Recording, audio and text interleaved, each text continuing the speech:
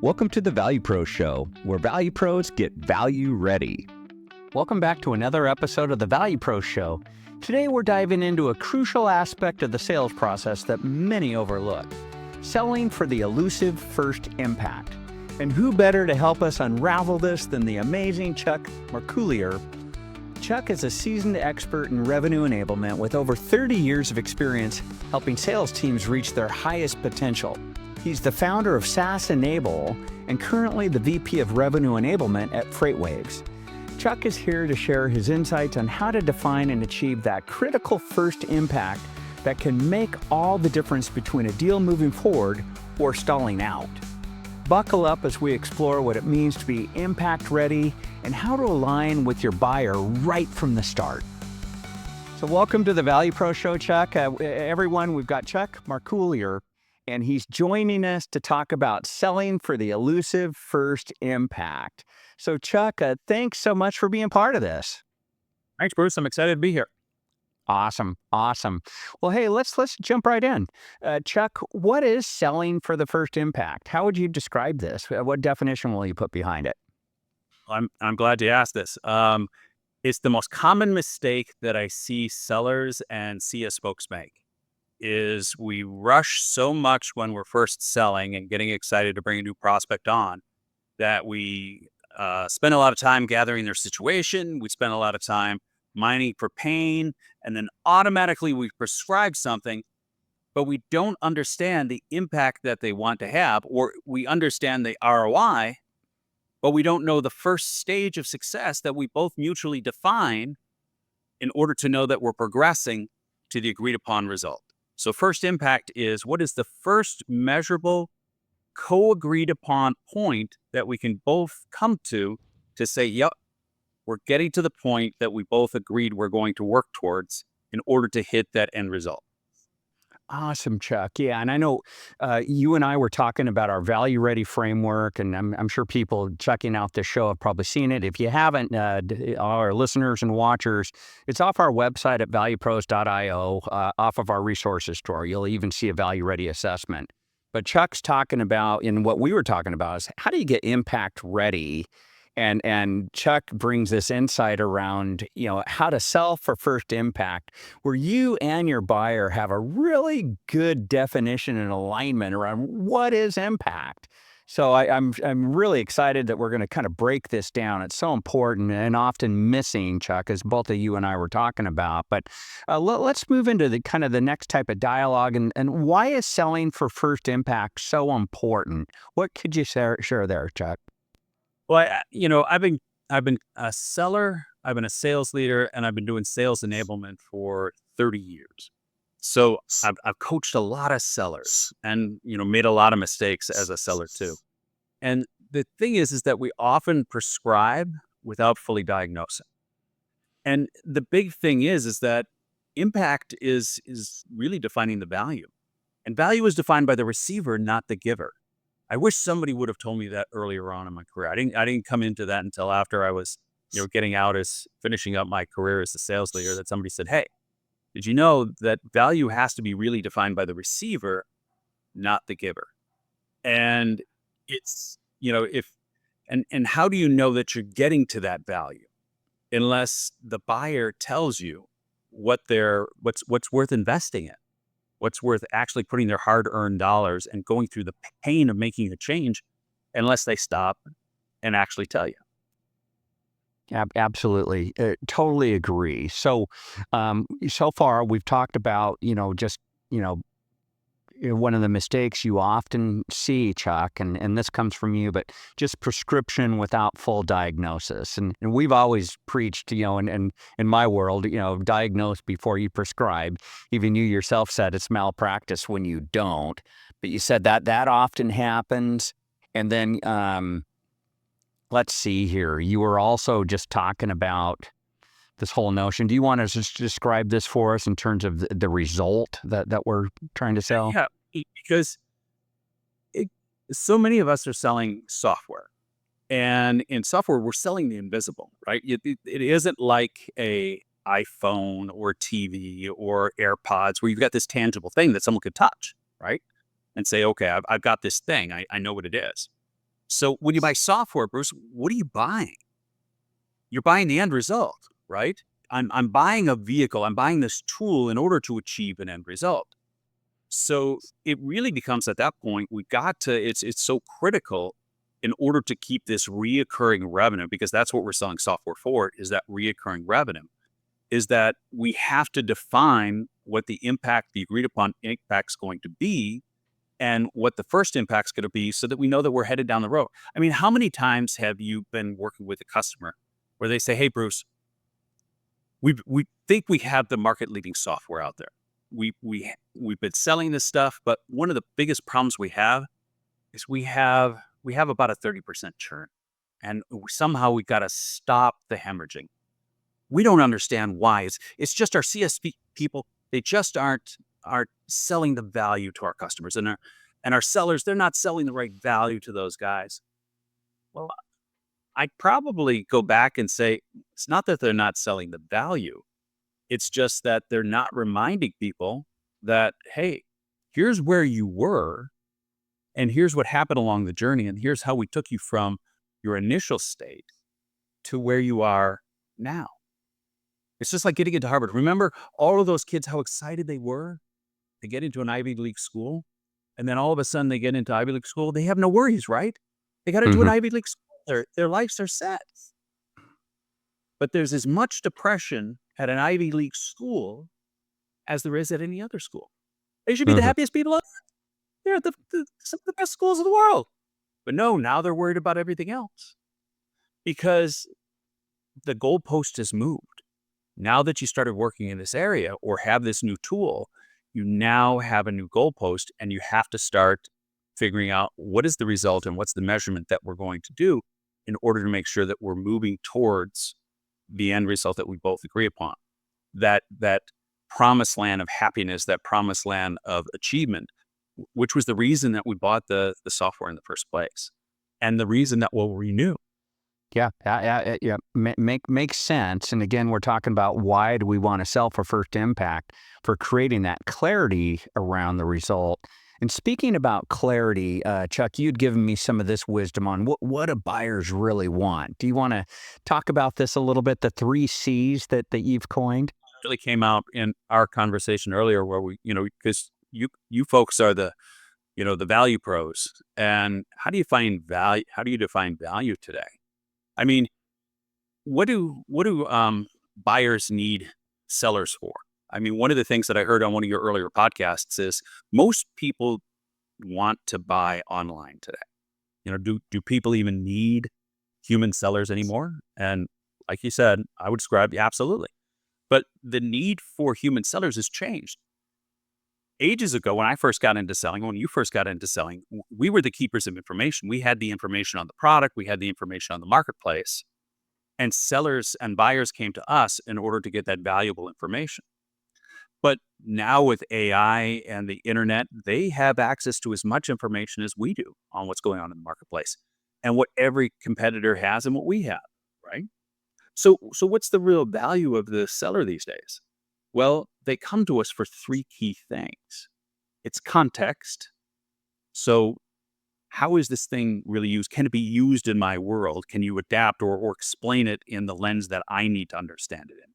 It's clarity. How are you different than anybody else? And one of my favorite questions is, Bruce, what's the difference between AT&T, Verizon, and T-Mobile? And you can't say coverage area. Can you tell me? Nope. I don't know either. But they're spending billions of dollars each on marketing to try to convince you that you should move from one to the other.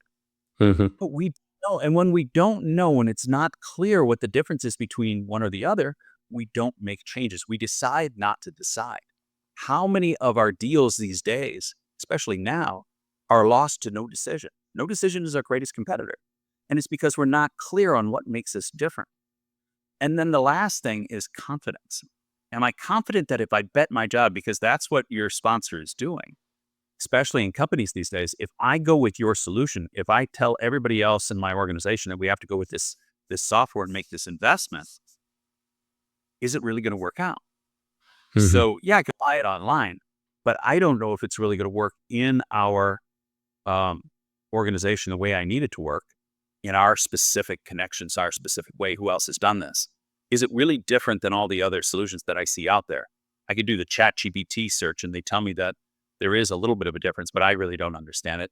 And I need to look somebody, I need a human being to tell me it's going to be okay. And if those conditions aren't there, we don't have a tendency to buy. But we buy because, again, coming back to impact, we buy because of that perceived value, that perceived impact. Value equals impact. How am I going to be better off because I went through this process and made this investment? What is the result? What is the pain that's going to go away?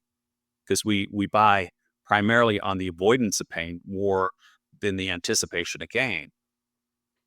How is my world going to be different? And is it worth the pain of change? Is the pain or the gain of a better tomorrow worth more than the cost of having to make a change? That's If right. it is, Yeah. but how do I know it's going well? When I'm in the trenches and I'm making this change, and there's that famous sort of curve that, hey, things get worse before they get better. We break stuff. We go through the unlearning curve. I used to be an expert on the old system. I thought I knew the new system, but it's a little harder than I had thought before I become an expert at this new system that you have me in to be able to get that understanding. But we have to persevere through that. If we don't, we never get to the full result that we anticipated getting. But if we do, we've got to get our customers. Then we have it, to really make that investment. Then we stand a chance of getting that result that we both went into this opportunity for.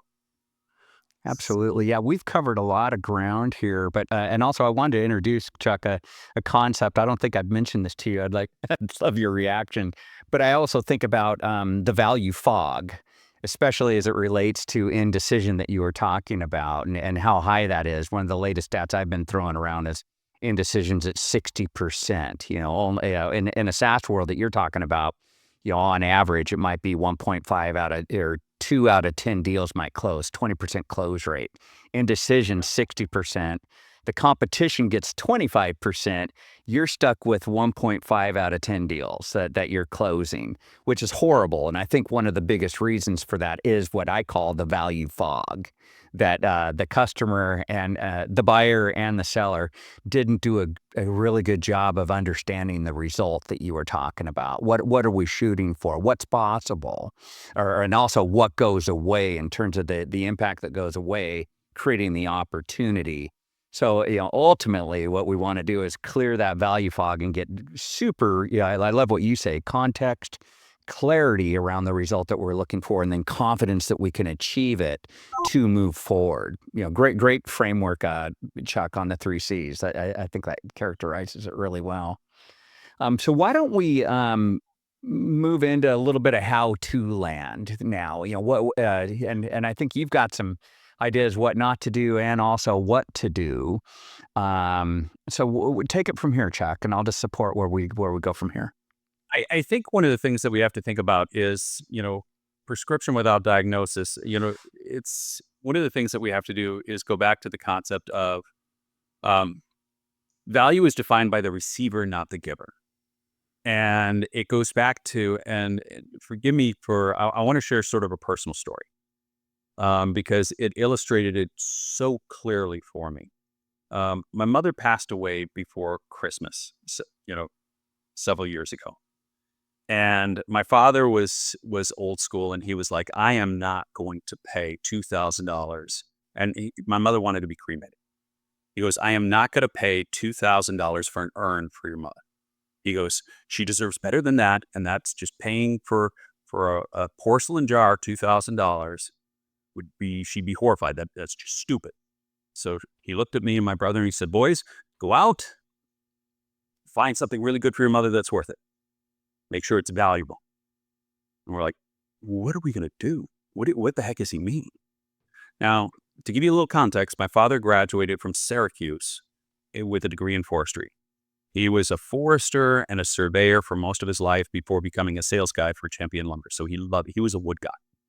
He called himself a wood deck. He loved wood. So we knew we got to go find a beautiful wooden box for mom. That's just stunning. Where are we going to find it? I don't know. So we're wandering around Milwaukee, looking in all these furniture stores, jewelry stores for this beautiful box. We got tired, got hungry, so we went to the mall. What do you guys do? I go to the mall. So as we're wandering around the mall near Christmas, we see these vendors who, of course, pop-up vendors. There's this guy who's selling humidors. And all of a sudden, I tap my brother on the shoulder and I say, Jay, look at this. There's this gorgeous cherry wood humidor. Just absolute perfect. My father adores cherry wood. It's lacquered. It's a beautiful color, beautiful texture. We go over and we say, okay, so tell us about it. Guy tells us about it. He tells us all the features and functionality of it. And he goes into this. This is a beautiful handmade box. It's top of the line. It has state-of-the-art humidity control. It is velvet lined. It is absolutely the best on the market for maintaining the perfect temperature control and maintaining your cigars. And we go, okay, great. We gotta go get that. Go grab my 70-plus-year-old father, bring him out to the mall, and we see, Dad, we found the perfect thing. Here it is. He takes a look at it. He asks the guy, this is great. How much? Guy says, $150. He goes, why? He goes, well, it's state-of-the-art. It's fantastic craftsmanship, but the real value is the humidity control. He goes, that's great. How much without the humidity control? He goes, sir, I cannot sell you this without the humidity control. It is really the reason why this is such a state of that. He goes, yeah, great. How much without the humidity control? He goes, it would just absolutely ruin your cigars without the humidity control. He goes, sir, how much without the humidity control? He goes, sir, I can't sell it to you without the humidity control. He goes, sir, ask me what I'm going to do with this damn box. He goes, all right, what are you going to do with the damn box? He said, my wife died. I cremated her. I'm putting her in this. She doesn't care what the humidity is. How much without the humidity control? He goes, 75. He goes, all right, sold. And we just sat there and chuckled and laughed. And I know that's a little bit of a morbid story, but it just sat there and illustrated more than anything else. The seller was not listening to my dad. He did not, he cared about the box. The value was in the box. The value wasn't in the humidity control. And think about it. How many times do we as sellers get caught up in our technology, our doodad that's in the center, our feature that we think everybody's going to buy because of this piece, because that's how we define it. It's not about the humidity control. Sometimes it's about how the customer wants to use it. And so when we look at impact, we've really got to take, and I see so many sellers who forget in the process that impact, they mind for pain, but they forget the step of asking and listening for impact. So let's pull that apart. I gotcha. I wanted to make one quick point on that. For people watching this episode with Chuck and myself, I'm showing an iceberg. And of course, we know an iceberg, there's things above the surface and down below. And I think your story, Chuck's really beautiful, because that seller wasn't really probing for needs at all. He made assumptions around needs, and hence that's why he was saying, hey, we're not willing to budge on the product, but not digging a little deeper, level 2, level 3 type of deeper to really understand the pain and as you say, the potential impact. So anyways, just wanted to share this as well. Should we talk then about the types of impact, Chuck? Or let's talk. Let's unpack impact. Yeah. So impact's one of my favorite topics to sit there and get into with sellers, because it's one of those things where we surface level talk about it, but we don't really understand it. Now, I like to say that there's 2 types of impact, and there are 3 stages of impact that we have to remember in the sales process. So the types of impact are emotional and rational impact. There's the logical. So Bruce, in your experience, buyers make decisions primarily on emotion or logic? Yeah, or emotion for sure. There's data around that as well. Absolutely. We're emotional creatures who talk logic or make decisions with a thin veneer of logic. We speak this logical language, but we decide on emotion. So when we're diagnosing, when we're sitting there and talking to our prospects, one of the things we have to listen for, and rational is what is the ROI? What is the monetary return? What's the benefit to the company? But emotional, we have to sit there and think, are we listening for, why does this person care? What's the benefit to them for sponsoring or going through this process? And if there isn't, then we're missing, half of the solution. So any level of impact or stage of impact, we're always listening to the emotional impact and the rational impact, and put a big asterisk underline and whoopee light on the emotional. If the emotional impact isn't there, when I'm coaching reps, if they can't tell me what the emotional impact is for the person that they say is going to sponsor it, I don't believe the deal is going to come in, because why is the person going to do it? Because why do I care for the benefit that the company's going to save X amount of dollars? Unless I'm the owner or the major stockholder, and rarely are we talking to them. Why does a mid-level person care? It's nice, but it's not the driving factor. Yeah, absolutely. Chuck, one of our affiliates, he's got a model that we lead with very often. We call it the value triad, but there's three components of that. Emotion, and that's typically the biggest factor, as you talk about. People, decide on an emotion and then justify with rationale. But part of the rationale would be the financial dimension of revenue enhancing benefits, cost reducing benefits associated with the change. And how do you frame all that up? But again, just to give you a framing, the value triad is what we teach quite often. Yeah, just to divert for just a second. I was Gong's fifth customer. And do you know how Gong was able to close me? Gong was able to close as I wanted to be my daughter's lacrosse coach. And he said, what would it be like? What is one thing you really want to do, Chuck? And I said, you know what? Part of my role as the director of sales enablement at this organization is I have to review and coach a lot of calls. I got to be on a lot of calls. And this is when call recording, call intelligence was just in its infancy. He said, what if they were all recorded? You could listen to them at 1.5 speed, and you could do it whenever you wanted to. I said, then I could be a coach. He said, what would it mean to you to be a coach? I said, I could finally be a hero to my daughter for at least 1 year. I've been a workaholic. That is so funny. I'll do it. I'll sponsor this. That is awesome. I think I've heard this story. I don't know if I told you, I worked with Gong a year and a half ago and built one of their sales narratives. I might have heard this story. That is awesome. Full circle moment. Peter heard But that is great. Yeah, let's talk about the stages. So when we talk about the stages, there are really 3 different distinct stages of impact that we've got to ask for and understand and diagnose. And a lot of times people talk about the solution impact. What's the impact? What's the ROI of making the change? We love to do that because we've got our studies and our stats. But sandwiched in between are the 2 that we often forget. And what's the impact of the status quo? So early on in the discovery, as we sit there and say, hey, Bruce, what's the problem at your organization? We should also be asking for, oh, that's really interesting. What does that mean? What is that costing? What's that causing? If you don't address that, what's happening? What's the drag on your overall process? That's the impact of the status quo. If there is no real impact of the status quo, they're not going to change, no matter what. And again, hearsay is not admissible in the court of sales. If they haven't said it, we don't know it. So we have to have them say that there is a real cost, not tangible cost, could be an emotional cost, but there is a real cost to the way business is done now. Otherwise, they're not going to vote to change.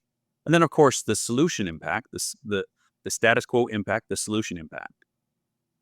Oftentimes, sellers end there. But the really good sellers and the really good CS people understand that there's one more stage, and I like to call it the hidden stage, and that's the first impact. So we say, okay, we're going for 3x. We're gonna improve your conversion rates. We're gonna reduce, we're gonna improve your overall revenue, reduce your cost, because people only buy software for 2 reasons: reduce their cost, improve their revenue. All right, but we have to say, all right, how do we know we're on the right road? We have to take the steps of defining first impact.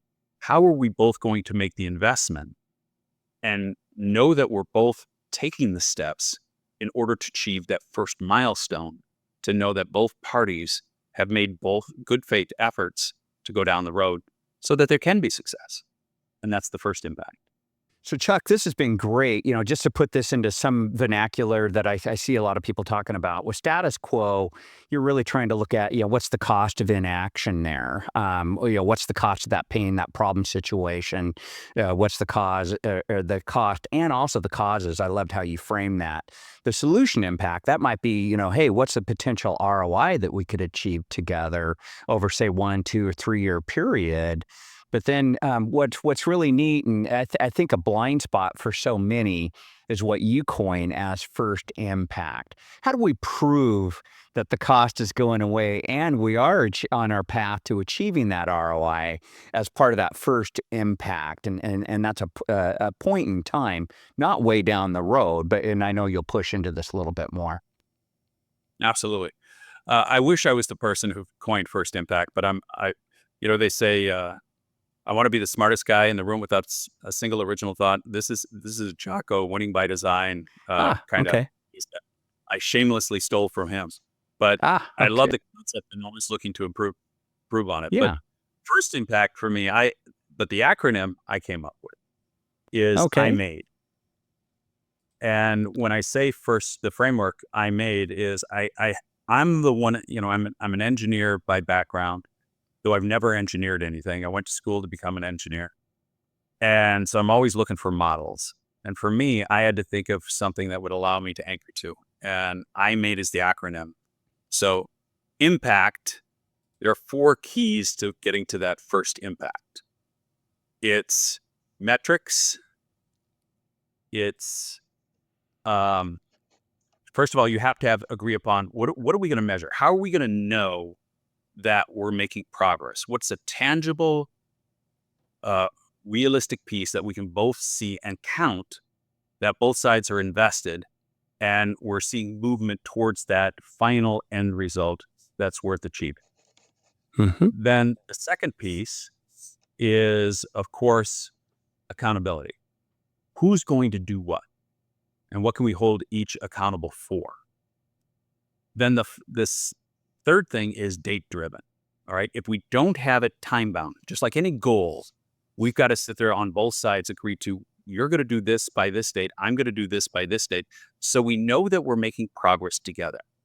And part of that date driven piece is, when are we going to get back together to really look to ensure that we've achieved that first measurement that's worth achieving? And then the third piece is explicit effort.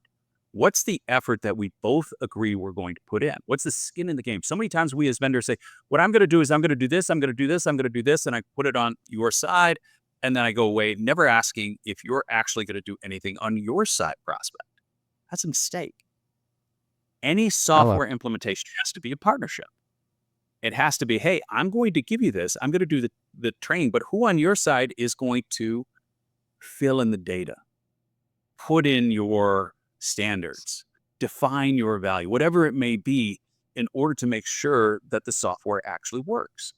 If both sides aren't actually putting it in there, if the actual users or the department that it's designed for don't actually get in there and start to use it, because there is, of course, that learning curve, that breakage curve, that if there isn't a commitment by senior leaders on both sides to go through that and get to some end stage and then come back and meet, did both sides meet the expectations, then we're not going to have a renewal.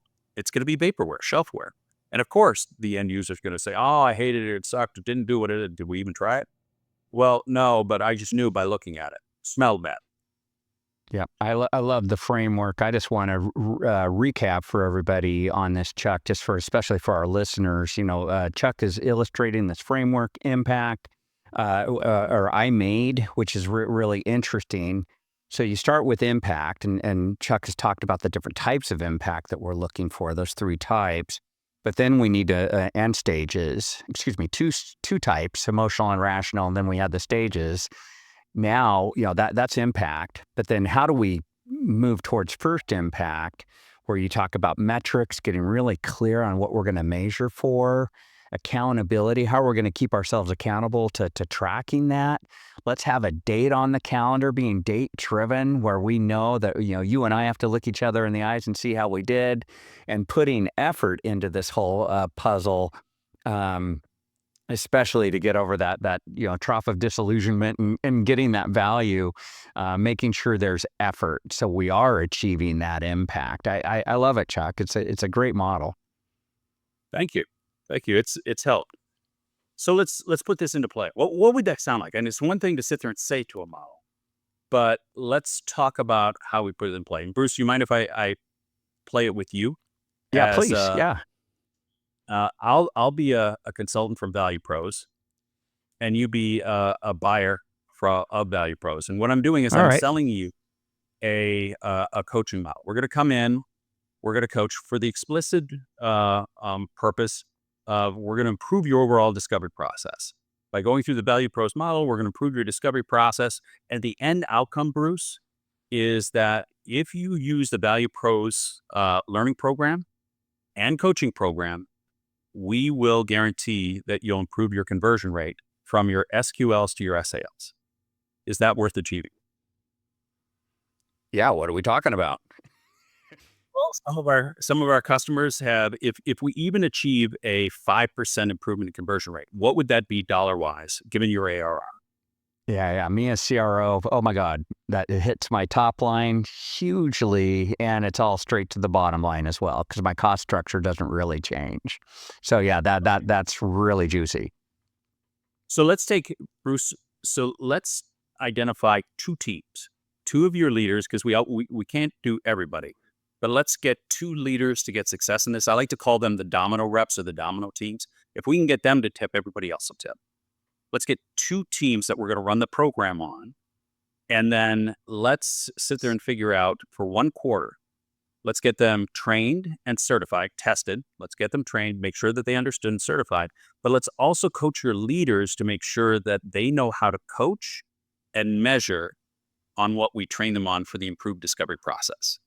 Mm-hmm. And then what I need you to commit to and have your reps, your leaders commit to, is that they are going to coach at least one recorded call of your reps each week. Is that something that you could hold your leaders accountable to? Yeah. Mm-hmm. I know the teams. Yes. Mm-hmm. So we'll train at your SKO on the second week of January, by the end of the second week of January. By the end of January, do you believe, how long do you think it will take that they could take the test and say that they understand the basic material that we did for discovery? A week? Yeah. That should be fine. Okay. So we want at least 90% of your people to pass the certification and the test by the third week of January. And we're going to have your leaders coached on how to coach and how to inspect and how to measure a call. Right. Mm-hmm. And then what we're going to look for is about at the end of February, we're going to see if your leaders are actually coaching the calls. I'm going to have a call with you to make sure that, and we're going to see in your system if they're coaching the calls. And we'll do a touch base with your leaders as well. But then what I want to do is I want to have a live Zoom with you and your leaders and your RevOps leader as well in order to look at the conversion metrics. What I need you to do, will you share with me your current conversion metrics on both your reps and your leaders in those two teams as of the end of fiscal year 24 to see that we can make at least an incremental change within the first quarter? Because if we're doing this right, it's going to be a little disruption before they get this right. But I bet if we could see at least a 2% increase across the teams in aggregate, will that give you an indication that we're heading in the right direction to achieve that overall 5% increase by the end of the year? Oh, absolutely. Yeah, makes sense. Okay, great. I feel like that will give us an indication whether the investment is heading in the right direction or whether there are things that we can incrementally do in order to course correct to get your folks to the desired outcome that you're making this investment for.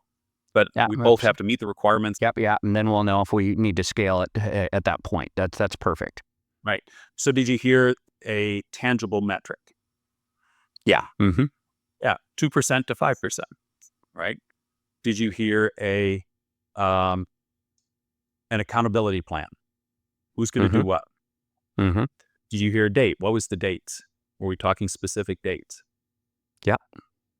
Yeah. January, third week of January, mid-February, March, we're going to do the QBR. And then effort. Who's going to do what? who's responsible for doing what. Mm-hmm. Yeah. No, we covered the whole model. One thing we probably could have added is, hey, if the leaders aren't playing ball, Bruce, what are we going to do together there? Just a little bit of that, more of that effort piece to make sure everything goes according to plan, so we can have that moment of truth in March to see how things went. Absolutely. But that's the key. That's the process that I think about when it's the first impact. And when we do that, when we have that first QBR after implementation, and we go through the I made model and check those boxes, and it's not, hey, you have to start with metrics. It's not a chronological list of topics. It's making sure, like MedPick, you don't start with the AMA medic or MedPick and go through those. These are topics that somewhere within the deal review we should get to them. Same with core the ingredients. Yeah. Core ingredients. Doesn't matter what order you put them in, but you need these ingredients to make sure that check. We have them in our plan in order to make sure that we have a chance to hit what our end objective is, which is that we both have a common understanding that we're both in this together in order to achieve something that's, you have said, is worth achieving. The reason that you bought this, putting the tangible to the intangible to be able to get to that. And I would remind, hey, here's the emotional impact that you wanted to go for. So that's why we're doing this. We're putting all this effort in and holding people accountable. Okay. That's right. And emotionally, we're going to celebrate in March because we're both hitting it out of the park at that point.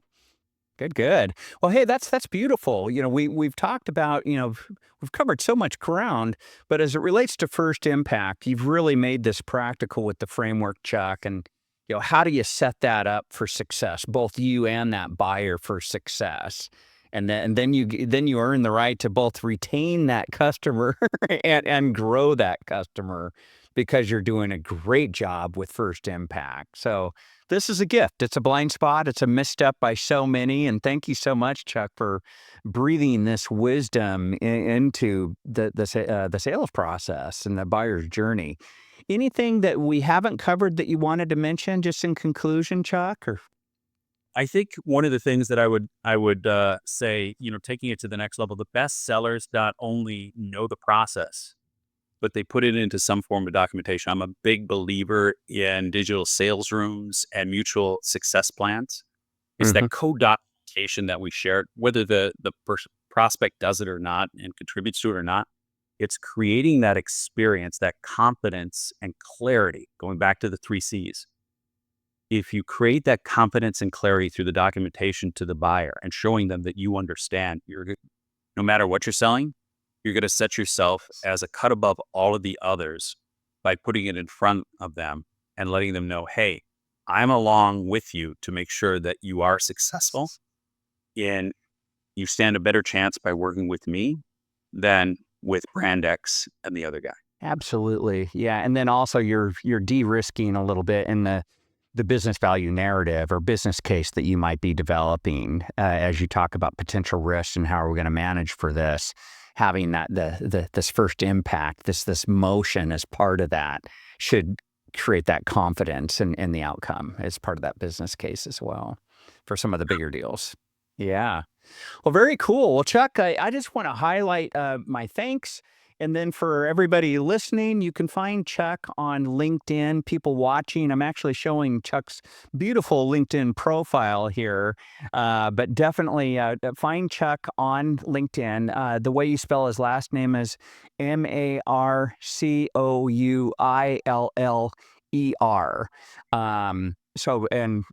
Just look him up. He's there. Any other way in LinkedIn that they would type in to find you? You can find me on my website as well, SaaS Enable. What do? I enable SaaS. Okay, so easy as that. Okay, SaaSenable.com you said, or? Enable.com. Yeah. Yep. Perfect. I didn't think I could get that URL, but it was out there, so I snagged it quick. Nice. Well, Chuck, thanks so much. Really appreciate it. My pleasure, Bruce. Thank you for giving me the opportunity to chat with you. You bet. Well, that wraps up this episode of the ValuePros Show. A huge thank you to Chuck Marcouiller for joining us and sharing such actionable insights on creating meaningful impact from the very first step. Remember, the journey towards delivering value starts with clear alignment on what success looks like. for both you and your customer. If you enjoyed today's discussion, make sure to connect with Chuck on LinkedIn and check out his work at saasenable.com. Thanks for tuning in, and as always, stay value ready.